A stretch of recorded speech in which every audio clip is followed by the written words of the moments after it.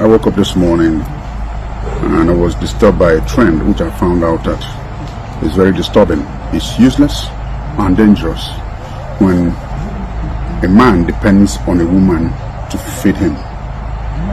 You know, the usual thing, and that's the most disturbing part, is that women want to defend their husbands so that whatever is happening in the inside does not get out to the outside. But sometimes it's detrimental to the progress. Every man has the responsibility to his family. Like we read in the holy books, a man who cannot take care of or provide for his family is worse than.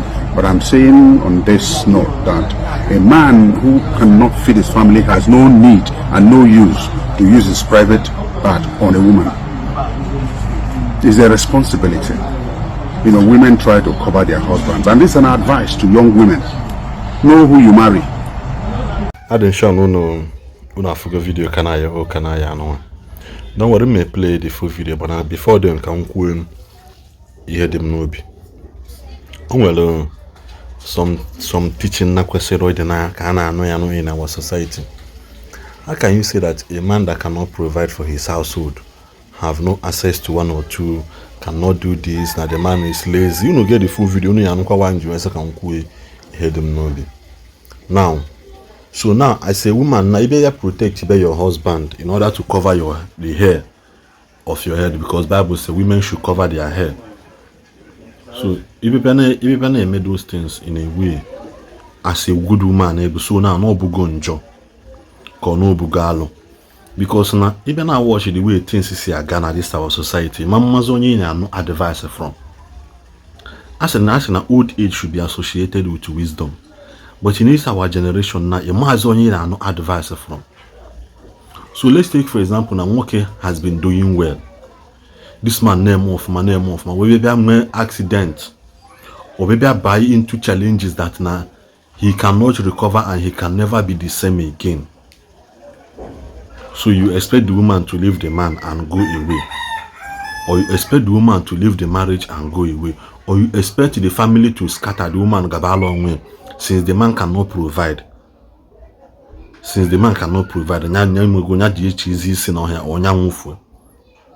Because now I may put out some things on social media. We are mentoring a generation.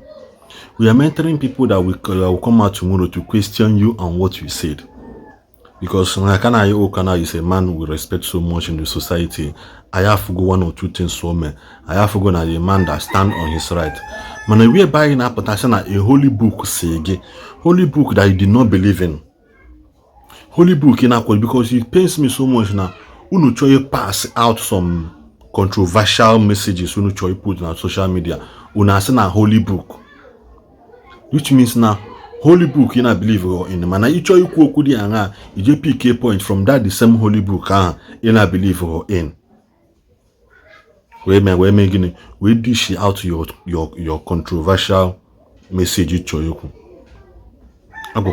This is what I know. Guard your heart, guard your ears, because don't allow some things to get into your head. Don't allow some things to get into your brain.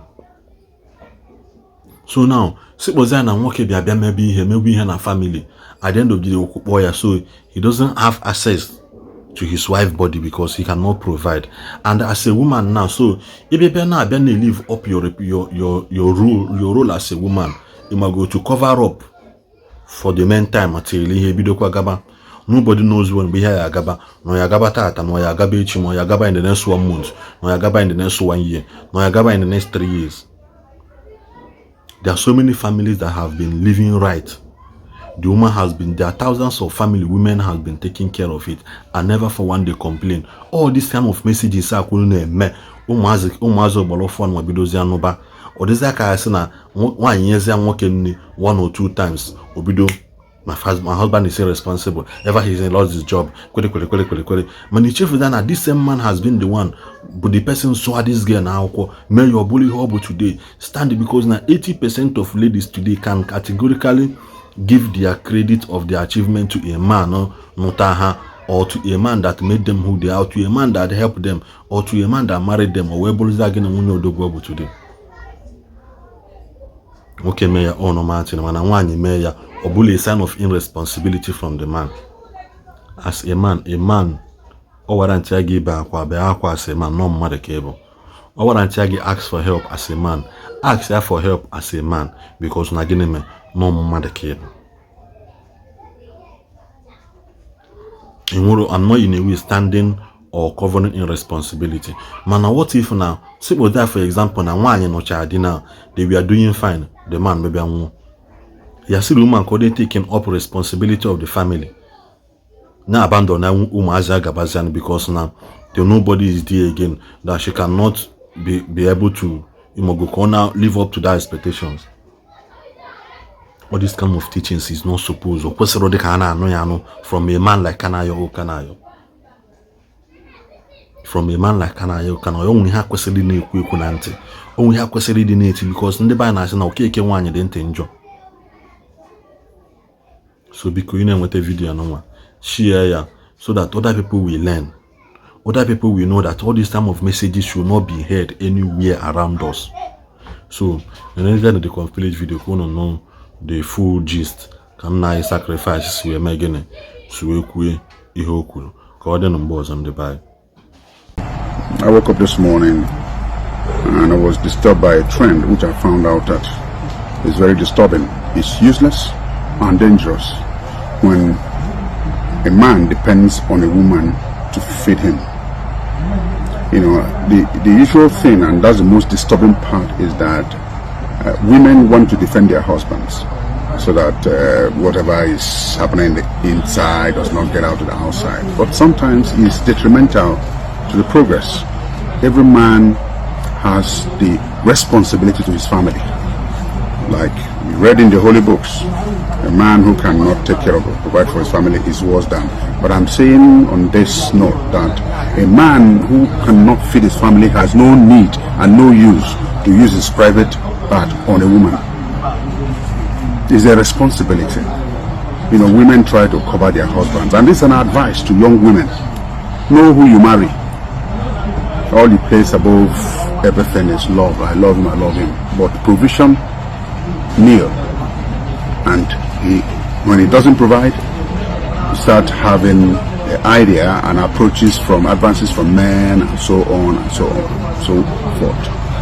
I have been disturbed by this because the women who protect their husbands, my husband, even when he loses his job and all this stuff, or he's always in the house, he doesn't go to struggle or hustle like other men. I'm not saying there's need for women to protect their husbands, but to an extent, don't make the defense, make the man become irresponsible, doesn't take his bills again. I have a personal experience of somebody who, even if the wife car goes by, he pretends he doesn't know, and other responsibilities in the house, and the wife will cover, and they got to a level where the covering became so open, it wasn't the blanket thing again. So as much as you can cover your husband and so on, but don't cover him to the level of irresponsibility, especially if your children are still in the age-going stage where you have to pay school fees and so on. It brings a whole lot of temptation to the woman. It brings a whole lot of pressure on the woman, especially when advances are being made at her and all this stuff. So as much as you're protecting your husband, don't protect him into being irresponsible. There's need for every man, hard work. I mean, let's have men who are engineering their efforts to protecting their families, making sure the children school fees are paid, not dependent on the one. We're Africans. We don't share bill here 50-50. It's good that if a woman has, let her contribute, but then let's maintain our responsibilities. The real deal is when a man gets to 55, 60 and doesn't, was used to making sure he was doing the monkey game of when he has, he says he doesn't have. Young ladies, mind who you marry. It's very important. Good luck, guys. Have a nice weekend.